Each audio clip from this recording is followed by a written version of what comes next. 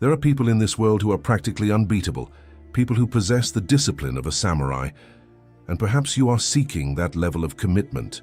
You are working every day, seriously, with real effort, and yet, when you stop and look at where you've arrived, there's a gap between what you produce and what you know you're capable of being. If you are going through or have gone through this, know that it is more common than you imagine, and also know that this problem that you are facing has a specific name. In 1645, Miyamoto Musashi he entered a cave alone on Mount Iwato in southern Japan. He had survived more than 60 duels. In most of them, he used a wooden sword against men with real steel. And he did not enter that cave to meditate. He went in to write. The text that came out of there, the Go-Rin No-Sho, the Book of Five Rings, is a combat manual. But this combat manual carries a diagnosis of why most people, warriors, artists, leaders, anyone with a skill, consistently operate below their true potential. Musashi identified the problem with surgical precision. And neuroscience, it confirms everything he described. Before we get into the content, I want to leave a brief message. This channel is for people who already understand that real growth doesn't happen by accident. It happens when you stop acting for approval and start acting for clarity. If you are one of those people, you're in the right place. Right. Subscribe to the channel. The next video this channel will publish is about the Japanese concept. That helps you deal with overthinking in 7 days. Turn on notifications so you'll be alerted when this video is published. Now, let's go to the video. Chapter 1. The problem you can't name. There is a pattern that appears in virtually every person who operates below their own potential. It's definitely not a lack of ambition. I'll describe this to you through Connor's story. Connor was 34 years old when he received an offer. He was a senior designer at an agency in Chicago. Solid portfolio.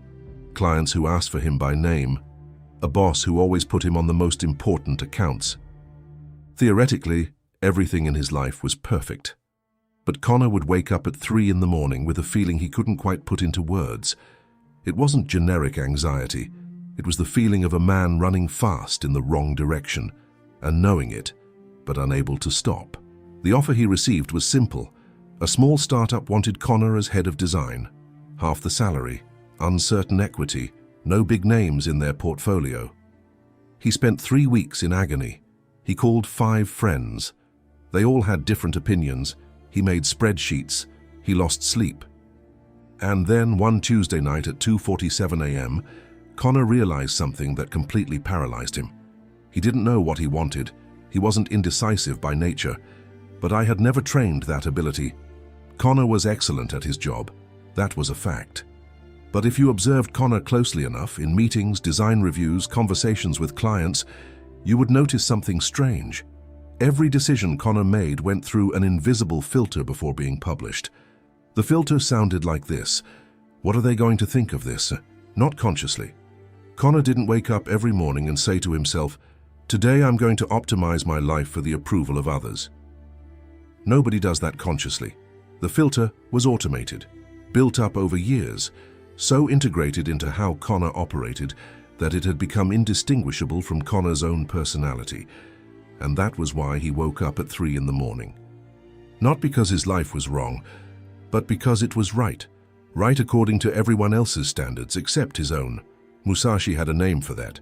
He called it kazari, ornament, the opposite of real utility. In the Book of Five Rings, Musashi described how most combat schools of the time had become pure kazari. Elaborate movements, impressive stances, refined aesthetics, everything constructed to appear skillful, not to produce results. And he destroyed them all, with a wooden sword, consistently and humiliatingly, because Musashi had eliminated kazari from his own practice. Every movement existed for a functional reason. No gesture was made to impress. The question left unanswered in Chapter 1 is this. If you were to remove from yourself everything you do for the sake of others' opinions, everything you say, decide, build, avoid, what would remain? This question seems simple. Try answering it honestly. Most people discover that far less remains than they expected, and that this far less is precisely the core from which all true mastery could have grown. Connor didn't know the answer to the question that night, but it was the first time he had managed to formulate it. Chapter 2. The Two Perspectives. Musashi described two types of vision, two completely different perspectives, and the distinction between them is the difference between a competent professional and someone who operates with true mastery. He called that first glance Ken. It's the eye that sees the obvious, what's on the surface, tomorrow's deadline, the 3-hour meeting, the dissatisfied client, the notification that just arrived. Ken isn't a problem in itself. It's necessary, but it's limited. He called the second gaze Kan. It is the eye that sees what lies beneath, the pattern that repeats itself, the intention before the movement, the structural cause before the visible effect.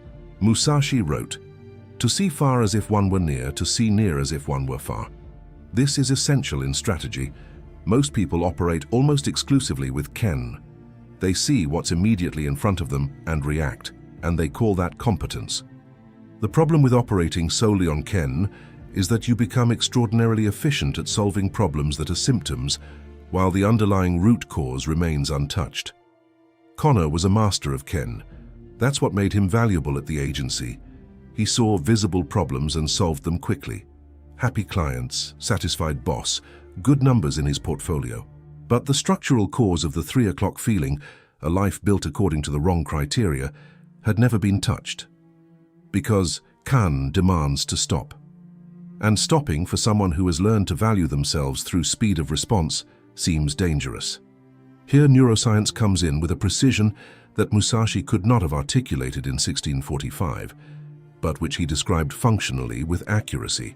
Psychologist Mihaly Csikszentmihalyi, after decades of researching high-performance states, identified that what separates average performers from elite performers is not the quantity of practice hours. It is the quality of attention during practice. More specifically, it is the ability to observe one's own performance with clinical detachment as it happens. Kan is exactly that.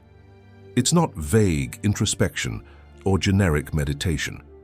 It is the ability to view one's own operating pattern with the same objectivity with which a surgeon examines an X-ray. Researcher Anders Ericsson, whose work on expertise is often miscited online, discovered something even more specific.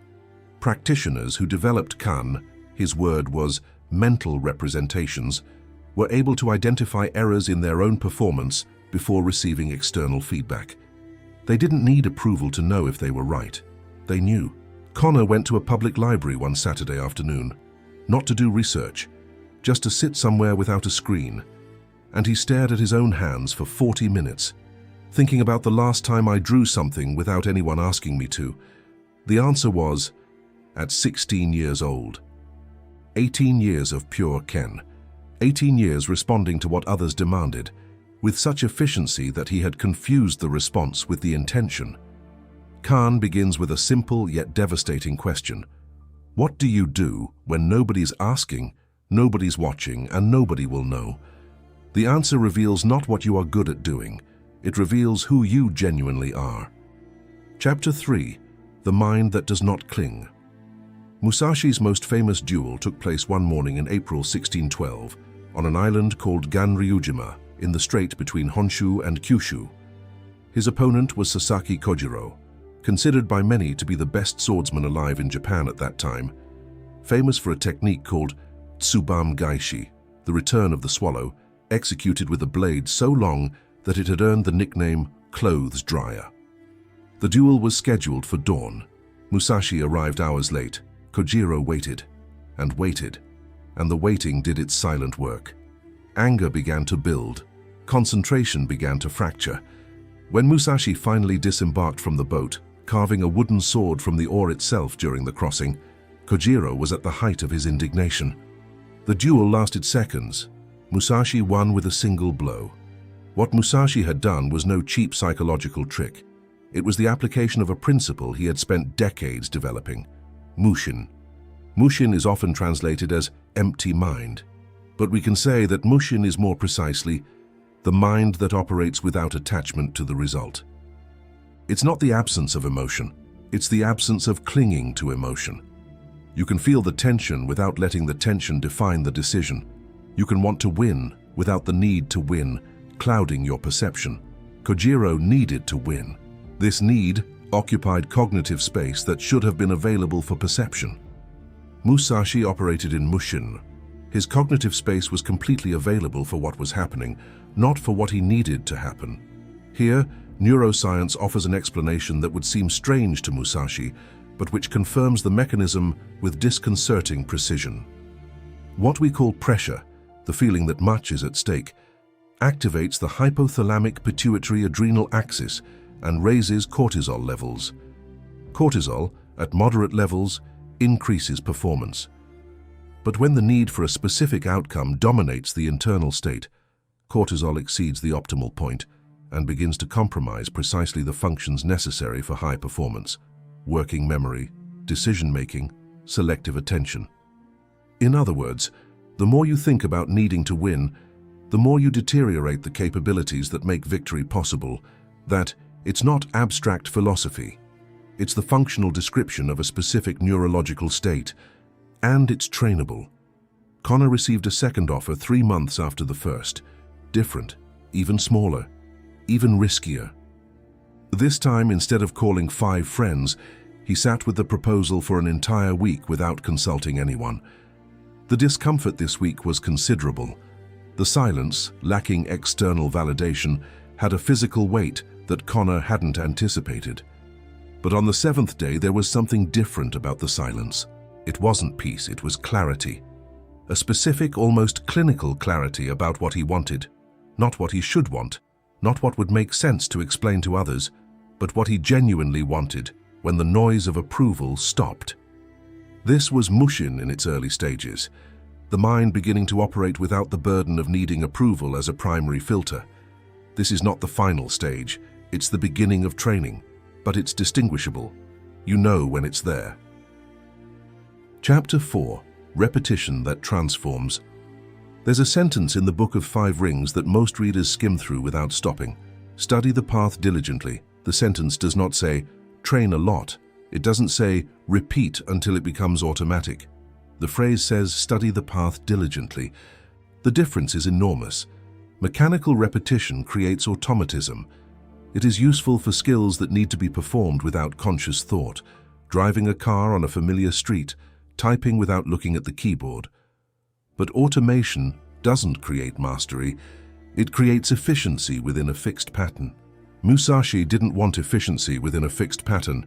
He wanted adaptability, the ability to respond to what was actually happening, not to what had happened in the last 100 repetitions. Anders Ericsson, whose work was inaccurately popularized by the concept of the 10,000 hours, actually discovered something far more specific than practice for a long time. What separates elite performers from competent performers is not the volume of practice. It's what Ericsson called deliberate practice, where each session targets a specific weakness, where the practitioner constantly operates outside their comfort zone, and where feedback is immediate and specific. In other words, Khan applied to development itself. Musashi described the same principle using different language. He called it hyoho, strategy as a way of seeing the world. The same principle that made him unbeatable with the sword was the same one he used to sculpt, to paint, to build architecture. Mastery wasn't specific to one skill. It was a transferable method, and the method had a central characteristic. Each training session targeted a specific weakness, not an existing strength. This is counterintuitive. Reinforcing strengths is pleasurable. Attacking weaknesses is uncomfortable. But reinforcing your strengths only increases the distance between what you already do well and what you can't do. It doesn't expand the ceiling. It only deepens what already exists. Connor made a simple decision the month after the second proposal. Instead of taking more general design courses, he identified the one specific thing that consistently held him back. He was unable to defend his creative decisions under pressure. When a client questioned him, Connor would back down. Not because the decisions were wrong, they were usually right, but because the need for approval was stronger than his confidence in his own judgment. So Connor began practicing one thing for 90 days. In every client meeting, regardless of the pressure, he presented the decision with a structured justification, and stuck with it for at least one round of questions before considering changing it. He wasn't treating rigidity as virtue, but he needed to build the muscle of self-confidence in his own kan before he could exercise genuine flexibility. It was deliberate repetition, targeting a specific weakness with immediate and observable feedback. 90 days later, Connor was not more the same designer. He hadn't learned a new technique, but had developed a different kind of mind. Chapter 5, or what Musashi really was. There is a piece of information about Musashi that almost never appears in popular versions of his story. After the age of 60, after all the duels, after the Book of Five Rings, the works that Musashi left behind were not treatises on combat. They were paintings. They were sculptures made of wood. It was a rock garden that he designed himself.